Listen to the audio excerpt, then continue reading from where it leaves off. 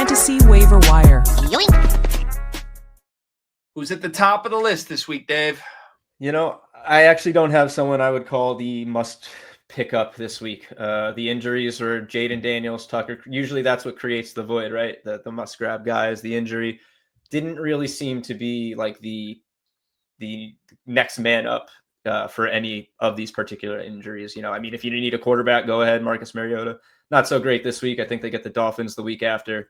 That's a very streamable offense for them. But you got the Chiefs, Cowboys, Bengals, and Titans on a bye. So save for Tennessee, there's a ton of top-tier fantasy players out this week. So somebody's going to be looking for something, and hopefully one of these guys can help you fill in. I'm going to go pretty quick through them, though, because, like I said, none of them are smash must-grab guys, in my opinion. Start with the running backs. Devin Singletary. Well, yes, Tyrone Tracy was my ad of the week last week. Did not materialize for him. It was a pretty split backfield. Week 9 snaps saw Tracy with 22, Singletary with 18, but then Tracy got dinged up. Singletary closed the game, playing almost on the field almost every one of the final 17 plays. If Tracy's injury lingers, Singletary's immediately the top ad. But I would, if he's there, just expect a hot hand approach pretty much the rest of the way with these guys. 8.5 PPR points, 35 rushing yards, 34% TD probability for Singletary. Tracy's at 10 points, 42 yards, but only a 27% touchdown. So, I feel better about Singletary this week than I did last week. But yeah, it's going to be split hot hand. So do what you can with that. Tyler Algier for the Falcons, 36% rostered, which surprises me. Probably just some people dealing with too many injuries and roster crunch, but obviously tons of upside if Bijan misses time. Falcons are one of the heaviest run offenses with top 10 rushing attempts week to week. Algier's trending down a bit in recent weeks, only 10 total touches in this Falcons 3-game losing streak. But he has 4 games with double-digit touches and a score in 3 of those games. And as a flex, touchdown upside is pretty much all you can ask for when you get thin in these bye weeks. I got the Colts, Panthers, and Saints on deck. Probably should be rostered in most formats, I think. 7.2 PPR points, 39% touchdown probability this week. That's huge for an RB2.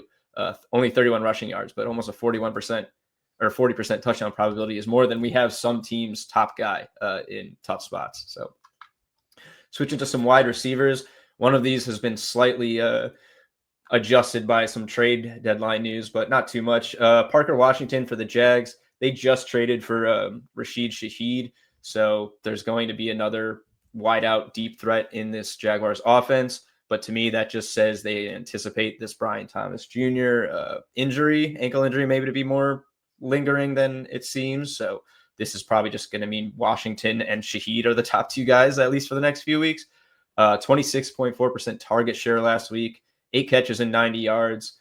He's already been trending up. Oh, sorry. They didn't trade for Rashid Shaheed. Jacoby Myers. Getting ahead of myself here. Wrong notes. Jacoby Myers. They just got. So still same deal. Actually, even less of a threat to Parker Washington, I think, in that case. So clear top target for Trevor Lawrence in the interim. 9.7 PPR points, 43 yards, and a 27% TD probability this week. Christian Watson, my other wide receiver to target, 28% rostered. This should definitely go up just because of the Tucker Kraft injury alone. Aside from that, Watson's already been trending up just slightly since he came back. It went from a 60% to 75% route share the past couple of weeks. His low volume last week, high upside, just 2 catches, but 58 yards. Tucker Kraft and now possibly Matthew Golden banged up. So they're simply going to need him. They paid him $13 million for this year while he was recovering from the ACL injury. So they like him. They want him to be involved. They're going to target him. And upcoming matchups with the Giants and Vikings, who have allowed a lot of PPR points, particularly to these field stretcher guys.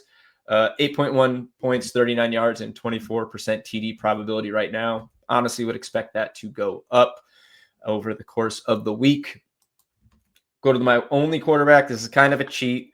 Sam Darnold. He's 51% rostered, which is over my 50% threshold I like to use, but I don't understand how he's only 51% rostered. If you are in a league that is active and he's out there, one of these you're not in the 49% or in the 49% he's available, go pick him up. 3 top 10 fantasy finishes this year. I mean, he's feeding a top offensive player of the year contender. He's got the Cardinals, Rams, and the Titans next. So a bit of an up and down schedule coming up. But yeah, surrounded by solid weapons. That's right. The Seahawks, see my notes, are the guys who just got Rashid Shaheed. So yeah, you just added a deep threat target to Sam Darnold's repertoire, and he's looking as good. I mean, better than I think he did last year in Minnesota. I mean, yeah. So caveat, he's 51% roster, but if he's out there in your league, go get him. Projected for 18 points this week. You could do so much worse on a quarterback on the wire. And 2 tight ends. Colston Loveland of the Bears, 24% rostered. Whether Kmet is back, concussion protocol or not, Loveland just had his breakout. A lot of it came on a big play, but he still had 60 yards or 60 or more yards and a touchdown before that. Giants rank 18th for tight ends for fantasy. Certainly top 10 upside if Kmet sits, and probably just a guy you want to be rostering in the event that he breaks out, or if you have a keeper league or something and don't have an attractive guy. Only 4.5 PPR points and a 14% TD probability right now. That's because we have Kmet in. But like I said, kind of a contingency guy here. And Luke Musgrave. Luke Musgrave is not Tucker Kraft. He is not that good. But he's going, they were funneling the pass. I don't mean he's not good. I mean, he's not as good as Tucker Kraft. I just kind of laughed. The way I said that is I'm not hating on you, Luke Musgrave. I respect your mid-tier tight end skills. But look, there's a void to be filled, and opportunity is going to increase. You can get him for free off the wire. We project him for 7 PPR points and 31 yards and a 19% TD probability. And I personally think that's more representative of his floor than his ceiling this week. So if you're hurting, need a tight end, you got Jake Ferguson, Travis Kelce out this week. You could do worse than Luke Musgrave. Yeah, 100%. Yeah, I think I feel like the Packers tight end is usually a pretty good role to invest in regardless of name. I know Kraft has emerged, but even pre-Kraft and Musgrave has had good games here and there. Like there's so much fluctuation from their wide receiver room that whoever is tight end 1 just kind of feels like the baseline that paces the offense in those games, and loves a good tight end quarterback to have too. I buy the Musgrave shout here. 99% unrostered right now. Big time. If you held on to Loveland like I have for 8 weeks leading up to this, finally a payoff. I think he's finally going to crack my starting lineup next week, and hopefully he can deliver regardless of if Cole Kmet returns or not. I'm sure he's going to be listening to this, so I'm just going to take this advantage and say sorry, Ryan Lever, for doing it to you with the Colston Loveland 2-tutty 25-point performance in the Work Fantasy League. That was the decider with Dallas Goedert on the bye for me. So sorry, Rhino, but you're still in the running, so we're okay. You killer, you dog, Dave. I love it. All right. Thank you for all the insights into the waiver wire. Hopefully we are helping you do what Dave did and get some fantasy football wins week to week.